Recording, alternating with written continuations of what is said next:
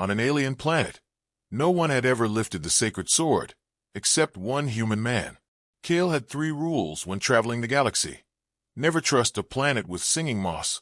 Always check the ship's auto-translator settings before diplomacy. And never, under any circumstance, press the big red button labeled Unravel Spacetime. Do not touch.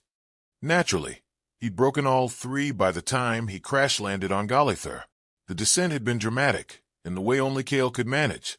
A screaming fireball that lit up the triple moons, followed by a bounce, a skid, a very loud explosion, and finally a half-hearted beep from the escape pod's AI. The craft had come to a final, smoldering rest in the middle of what looked like a ceremonial garden, crushing a perfectly symmetrical arrangement of glowing shrubs. Planetfall complete. The AI chirped. Congratulations. You've successfully demolished one culturally significant location. Kael crawled out, coughing, blinking at the 24 armored aliens staring at him. They were tall, regal, and deeply unamused. One of them, clad in embroidered metallic robes and wearing a helmet that looked like it had a built-in espresso machine, stepped forward. He raised a long staff and spoke in a commanding tone that the translator interpreted as, "You are trespassing upon sacred ground. For an anomaly. Identify yourself." Kael stood, brushed soot from his jacket, and raised both hands. "Name's Kael. I come in peace. Also, minor error in navigation. My ship mistook your planet for a 5-star orbital spa. Easy mistake. Very similar coordinates." A few of the aliens narrowed their eyes. The helmeted one scowled. "You have landed in the gardens of Nithral. This is where the blade of Varnaxis rests. It is not a spa." "Well, not yet," Kael said, glancing around at the carved stone arches, flowing crystalline fountains, and the giant sword embedded in a dais at the garden center. "Give it a hot tub and some lavender-scented towels, and I think you've got a winner." The armored guard did not laugh. A horn blared in the distance. There was a shimmer of light, and down a hovering staircase descended a figure so regal, Kael felt a sarcasm freeze mid-thought. She wore a flowing robe that shimmered with embedded circuits, and a crown-like structure hovered slightly above her forehead, held aloft by what looked like anti-grav tech and ancient magic. Her ears were long and curved upward like silver leaves, twitching slightly as she stepped forward. This, apparently, was the moment Galathor held its collective breath. Princess Seraphis, first of the Silver lineage, defender of the 9 gates, and wearer of the most dramatic cape in the sector, approached the sword. Kael squinted at her, then at the blade. "That your giant letter opener?" he asked. Seraphis did not look at him. She gazed at the sword, then slowly turned to address the gathering. Her voice echoed with the soft lilt of command. "For 10,000 years, none among us have lifted the blade of Varnaxis. It chooses its bearer, and still it remains unmoved." Kael scratched his chin. "Well, maybe no one tried jiggling it." One of the guards took a step toward him. Seraphis raised a hand to halt him, then finally looked at Kael.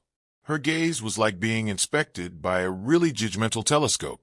"You, Terran, your presence is unpredicted." "Yeah, story of my life," Kael said. The crowd parted, forming a circle around the dais. The sword stood embedded in its pedestal, glowing faintly, humming with ancient energy, and, frankly, looking a bit smug. "Approach," Seraphis said. Kael blinked. "Me." Seraphis nodded. "Let the sword judge your worth." "I'm not really dressed for a cosmic judgment ceremony," Kael said, eyeing the scorch marks on his sleeves. "I've got space crumbs in my boots, and I think something bit me during the crash." Still, he stepped forward.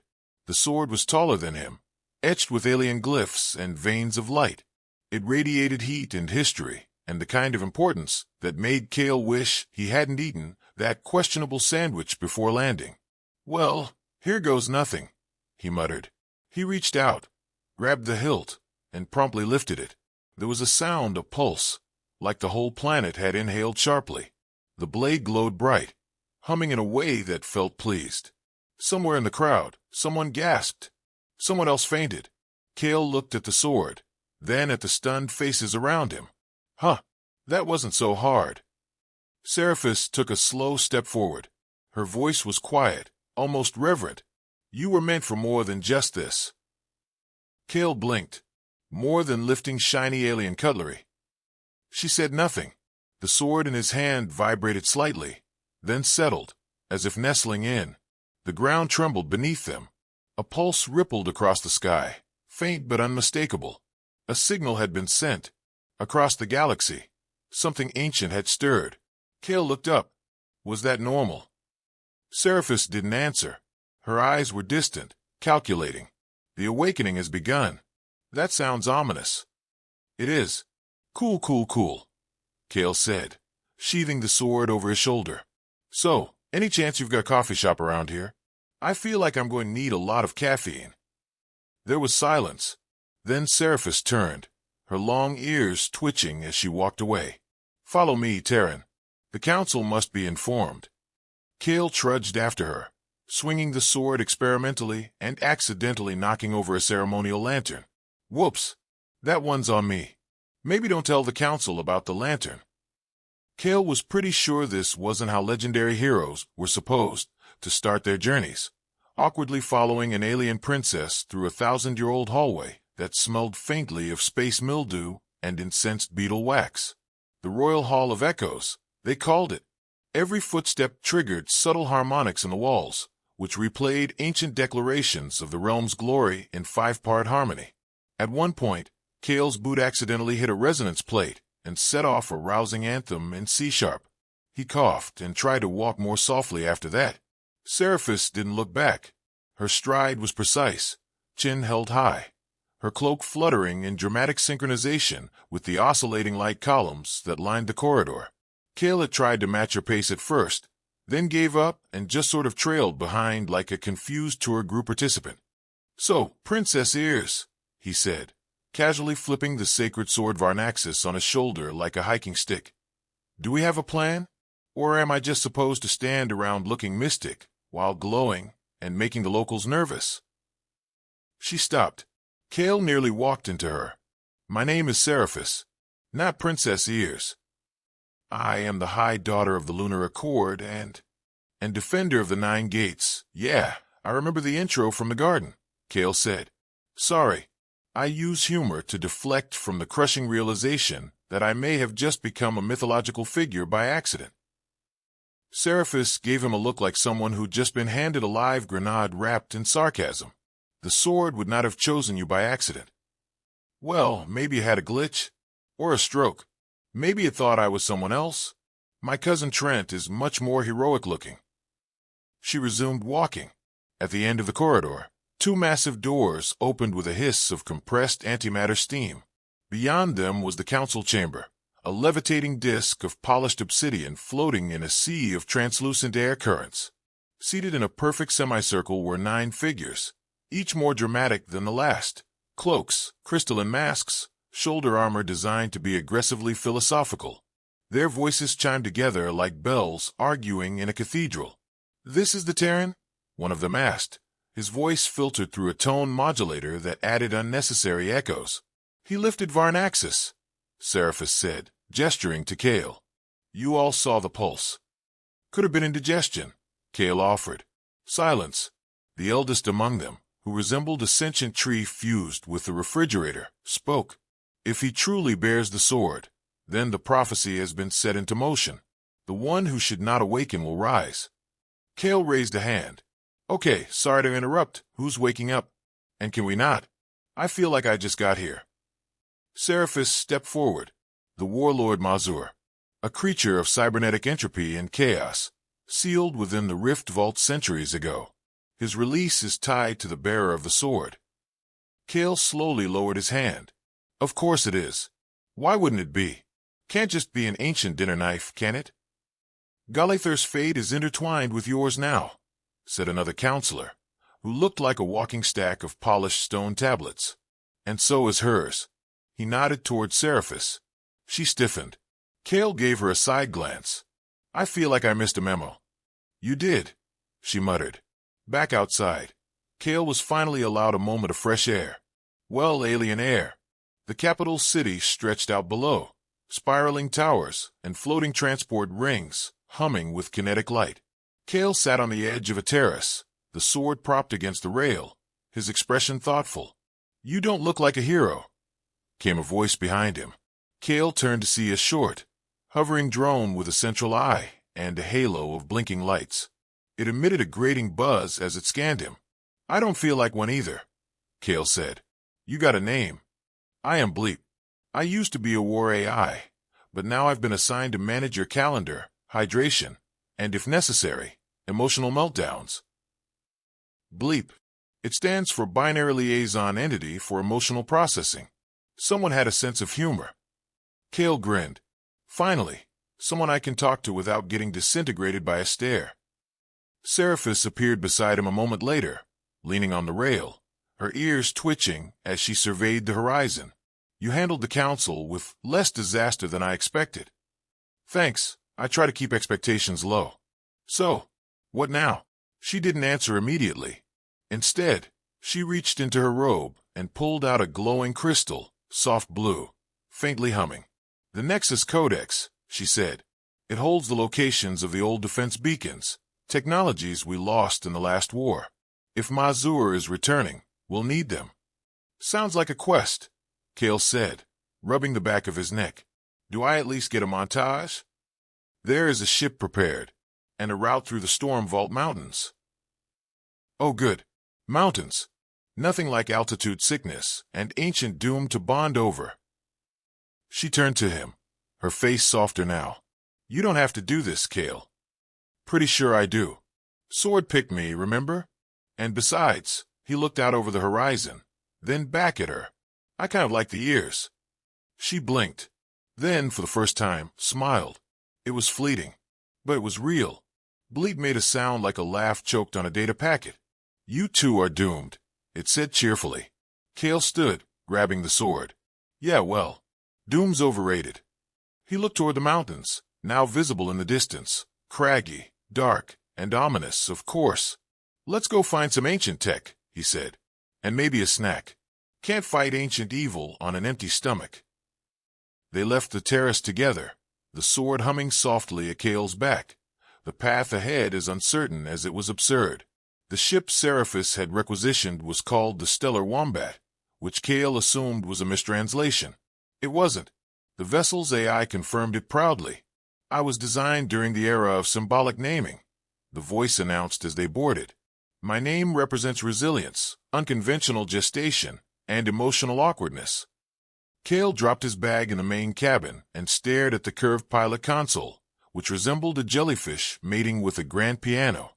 "Right. Of course it does. I'm not flying it, am I?" "No," Seraphis said, strapping in with the calm elegance of someone who'd been in diplomatic space chases. "You'll be in charge of snacks." Bleep beeped from overhead. "Correction. He will also be in charge of irrational outbursts, unnecessary sarcasm, and the ceremonial reading of the codex at the appropriate emotional climax." Kael muttered, "Great. I'm the sidekick in my own legend." The Wombat lifted off with a purr of quantum turbines and a stream of violet ion trails, threading through the atmospheric shields of Aurelian and arcing toward the high-altitude borderlands that cradled the Storm Vault Mountains. The planet's outer crust shimmered beneath, layers of tectonic glass and humming circuitry exposed by eons of erosion. Giant floating wind beasts drifted lazily beside the ship, like airborne jellyfish with severe attitudes. Kael leaned on the window. "So these beacons we're looking for, what are they?" "Giant save planet buttons." Seraphis scrolled through the codex. "The beacons are remnants of pre-collapse planetary defense systems, constructed by the ancients, hidden across Galathor. Their activation could amplify the planetary shield or, at the very least, irritate Mazur's forces." "Nothing says strategy like mildly annoying your galactic nemesis," Kael said. Bleep hovered nearby. "If I had a sarcasm gauge, it would currently be on fire." The ship angled downward, descending through a weather front made of hexagonal lightning. The Wombat's shields flared, converting atmospheric anomalies into a pleasing chime that Kael found mildly relaxing and Bleep labeled a stupid use of quantum compression. They landed on a ledge near a cave system, the entrance marked with glowing glyphs. "This is the first sight," Seraphis said, stepping out. According to the Codex, the beacon here is linked to memory lattice technology. It requires a bearer's emotional resonance to unlock. Kael blinked. Emotional resonance? So what, I have to cry at it? Bleep hovered. Your emotional spectrum so far includes flippancy, caffeine withdrawal, and mild existential dread. It might work. They entered the cave. It opened into a crystalline chamber pulsing with dormant light. In the center, a pedestal. Upon it, a panel shaped like an open palm. Kael approached. Right. No pressure. He placed his hand on the panel. Nothing happened. He coughed. Hello? Sentient doomsday switch? I'm feeling slightly insecure about my future and confused about interstellar romance. That not enough? Still nothing. Seraphis stepped closer. It's not just your feelings. It must connect to something deeper. An imprint. Perhaps a memory. Kael exhaled slowly. Okay. Memory. Sure. He closed his eyes. Images surfaced. A dusty childhood on Earth. Racing hoverbikes through scrapyard alleys. His mother laughing in the kitchen as gravity shifted unexpectedly during a power surge. A promise he never kept to return home after the first tour off-world. The pedestal lit up. There was a low hum. The chamber brightened, and the codex beeped in Seraphis' hand. The beacon had accepted the resonance. Kael opened his eyes. Well, that was unsettling. Seraphis nodded slowly. You are more connected to Galathor than you realize. I was connected to a couch and half a meatball sandwich less than a week ago. Bleep buzzed. Your emotional depth is shocking. Truly. Back aboard the ship, they reviewed the next coordinates. The codex displayed a shifting map of Galathor's terrain, punctuated with swirling anomalies and warning signs in dead languages. Kael squinted. That one blinking red skull can't be good. That's the second beacon, Seraphis confirmed. It's in the maw of entropy. A collapsed reality bubble. Kael sipped his drink. I'm beginning to miss crashing into sacred gardens. The wombat lurched into the sky again, slicing through cloud columns and skipping across gravitational eddies like a pebble on a cosmic pond. The terrain below turned jagged and distorted, colors shifted, and the land twisted in ways that mocked Euclidean geometry. They reached the maw by nightfall, if nightfall meant a sudden inversion of light, accompanied by the ship's AI declaring, probability is now at 72% nonsense. The beacon floated at the edge of chasm, tethered by reality anchors that shimmered like heat haze. Kael suited up, muttering, No one warned me this whole Chosen One gig involved existential vertigo. Seraphis handed him a tether. Just don't think about time loops. Now I'm thinking about time loops. Bleep blinked. Loop protocols active. Kael stepped out. The beacon pulsed. His vision fractured. He saw himself stepping, then re-stepping, then arguing with himself about stepping. One version of him was humming. Another tripped. One just shrugged. He touched the beacon. A surge. And then he was back, staring at the beacon, which now glowed steadily. He stumbled into the ship. Okay, that was either a memory test, or I've just developed a second personality named Clive. Seraphis smiled faintly. 2 beacons. You're adapting. Or slowly losing my mind. Tomato, tomato. Bleep chimed in. Statistically, both. They sat together in the common room that night, stars shifting outside the viewport. Kael stared at the codex. Do you think the sword really picked me? Or did I just get lucky? Seraphis sipped her tea. I do not believe in luck. Only in strange paths to unexpected truths. That sounds like a diplomatic way of saying maybe. She looked at him. You're changing, Kael. Into what? That remains to be seen. Bleep rolled by. Hopefully not into Clive. He was very bad at balance. Kael groaned and leaned back. This better end with statue. I'm not doing all this without at least a heroic pose. Agreed, Seraphis said. But no cape. I look amazing in a cape. You look like you got tangled in a curtain. The stars outside blinked, and the codex pulsed again. There were still beacons to find. But for now, the wombat cruised silently onward, carrying a Terran, a princess, and a sarcastic floating toaster toward the edges of an old war. and the beginning of something none of them could name yet. The council wasn't pleased. Kael sat in a room that smelled faintly of heated quartz and roasted algae, surrounded by a half-circle of beings who all looked like they'd taken a course in advanced looming. The beacon activations had triggered planetary ripple effects, old tech waking up, energy currents flowing again, a few overexcited storm sprites rebooting themselves into rampaging clouds with identity issues. This level of interference, one counselor said, folding 3 of his 6 arms, was not anticipated. It never is, Kael replied. That's the charm of spontaneity, and possibly mild brain trauma. Seraphis stood beside him, perfectly composed. We're 2 activations away from a planetary defense grid strong enough to stall Mazur's return.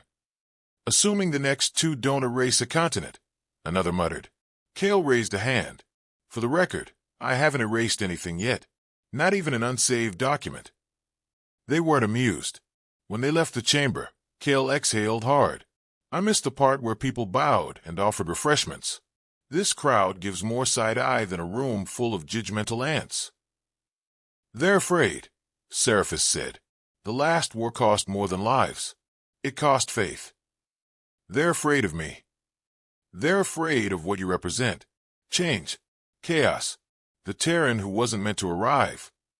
Well, I wasn't. I hit a wormhole shaped like a croissant.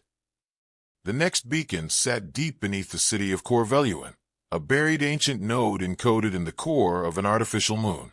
The Wombat docked with a maintenance portal, while Kael tried to finish his 3rd cup of synthesoy latte without accidentally triggering the sword's light pulses. Why does it glow every time I complain? He muttered.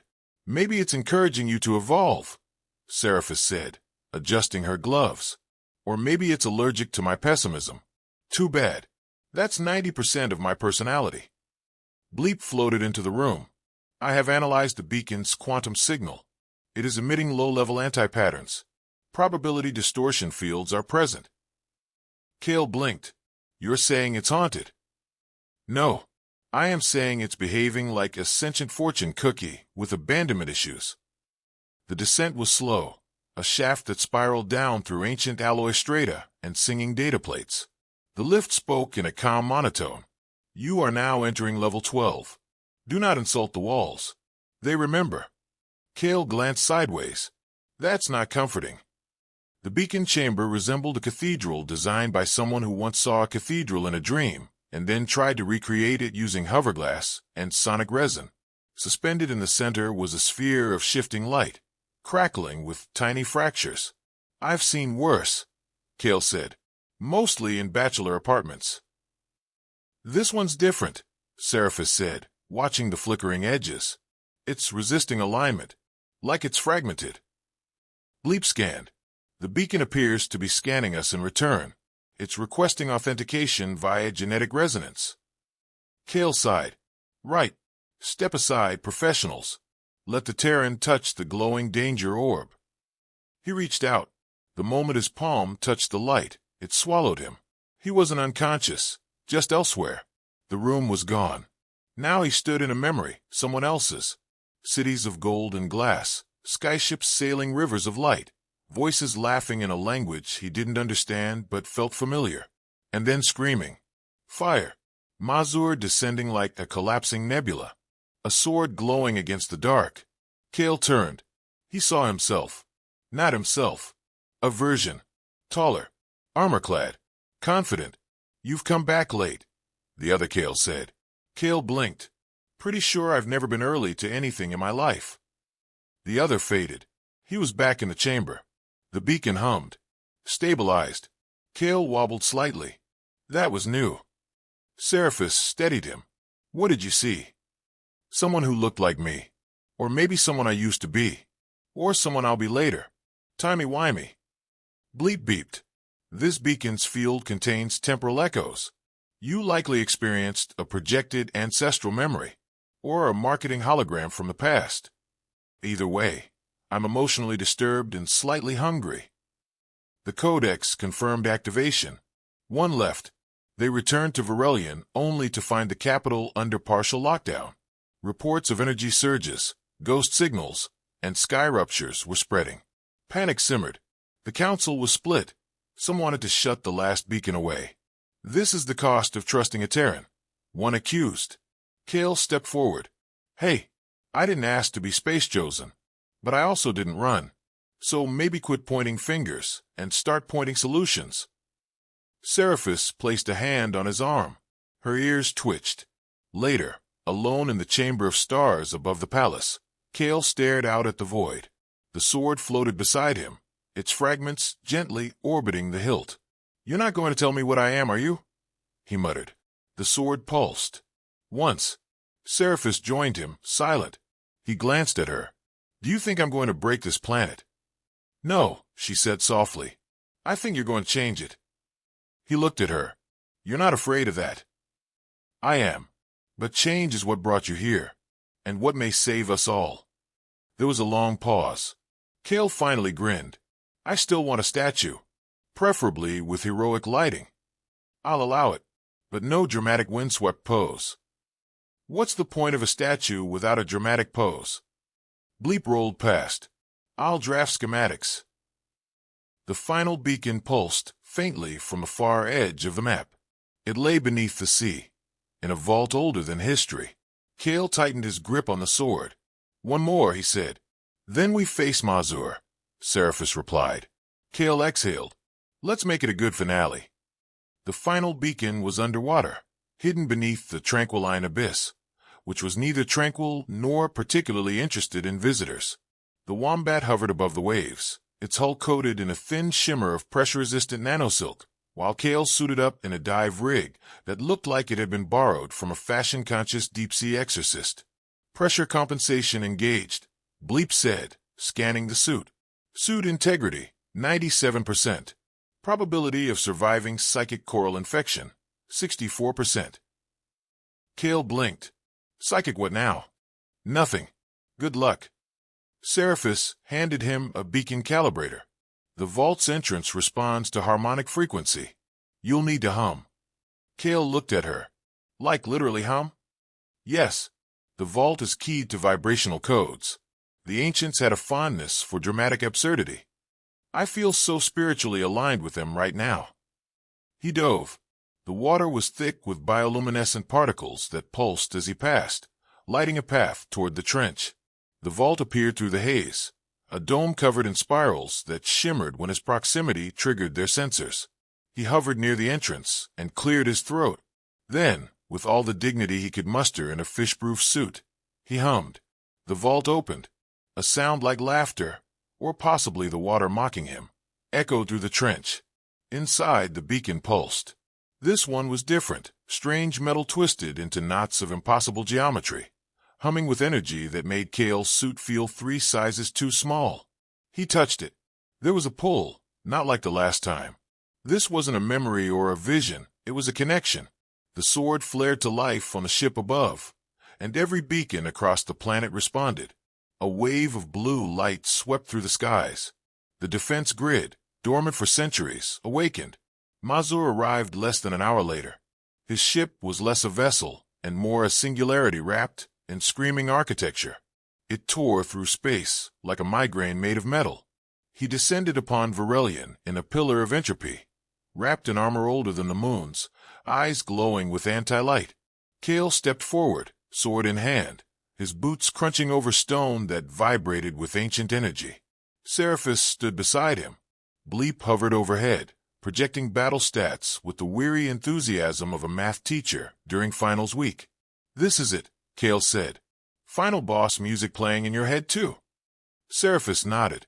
With drums. Mazur didn't speak. He simply raised one clawed hand and sent a pulse of darkness toward them. The sword blocked it on instinct, pulsing once, its fragments reassembling mid-air with a sound like fate rebooting. Kael moved first. He'd never been trained, never been a warrior, but the sword remembered, and he let it guide him. The battle was chaos. Light and dark clashed in the sky, spiraling through old spires and over the screaming clouds. Mazur was vast and relentless, part machine, part god, part unpleasant memory given form. Kael held his ground. For once, he didn't joke. He didn't flinch. The sword whispered, not words, but memories. It showed him the faces of those who had failed, those who had waited. It showed him Seraphis, standing alone in her throne room. It showed him himself, unsure and reckless, stepping into all of it anyway. When Mazur struck the final blow, Kael didn't block it. He stepped into it. The sword flared. There was no explosion, just silence. And then Mazur was gone, folded into a dimension sealed by the sword's core, locked not with power, but with choice. Kael had chosen to carry the weight, not to win, to end it. The city was still. Seraphis reached for him as he staggered. The sword was gone. Only the hilt remained, cold and empty. "You're alive," she said, her voice low. "Mostly," he said. "Can't feel my legs. Or my sarcasm reserves." She smiled. "We'll restore both." The days that followed were quiet in the way that only comes after impossible things have happened. The council voted to rebuild the planetary defense under joint leadership. Kael declined a throne. He accepted a chair on Seraphis' balcony and the occasional honorary title of Deflector of Doom. Bleep opened a bakery. Kael stood one morning on the edge of the palace roof, watching the sun rise across the restored sky. Seraphis joined him, her hair catching the wind, her ears twitching slightly. "You could still leave," she said. "Go home." "I think," Kael said. "This is home." She nodded once. He glanced at her. "Statue's still in progress, right?" She looked away. "It has a very long cape." He grinned. "Perfect." They stood together in the light of a new day, the echoes of prophecy now just part of history, and the future open, uncertain, and entirely theirs. The end.